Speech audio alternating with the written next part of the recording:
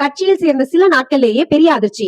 MLA பதவியை ராஜினாமா செய்து வந்த தலைவர்களுக்கு சீட் கிடையாதா? தாவேகா வட்டாரத்தில் பரபரப்பை கிளப்பிய தகவல் இது. வரவிருக்கும் இடைத்தேர்தலை முன்னிட்டு தமிழக வெற்றி கழகத்தில் முக்கிய ஆலோசனை நடைபெற்று வருவதாக கூறப்படுகிறது. சமீபத்தில் தங்கள் எம்எல்ஏ பதவிகளை ராஜினாமா செய்துவிட்டு தாவேகாவில் இணைந்த 4 முக்கிய நிர்வாகிகளுக்கு உடனடியாக தேர்தல் வாய்ப்பு வழங்குவது குறித்து கட்சி தலைமை தீவிரமாக யோசித்து வருவதாக தகவல் வெளியாகியுள்ளன. கட்சியில் பல ஆண்டுகளாக உழைத்து வரும் அடிமட்ட நிர்வாகிகள் மற்றும் தொண்டர்களின் மனநிலையையும் தலைமை கவனத்தில் எடுத்துள்ளதாக கூறப்படுகிறது. புதிதாக வந்தவர்களுக்கு உடனே சீட் கொடுத்தால் ஆரம்பம் முதலே கட்சிக்காக உழைத்தவர்களிடம் அதிருப்தி ஏற்படுமா என்ற கேள்வியும் கட்சிக்குள் எழுந்துள்ளதாக அரசியல் வட்டாரங்கள் தெரிவிக்கின்றன. அது மட்டும் அல்லாமல் தொகுதி மக்களின் தற்போதைய மனநிலை தொடர்பாக சில ரகசிய அறிக்கைகளும் தலைமைக்கு சென்றுள்ளதாக கூறப்படுகிறது.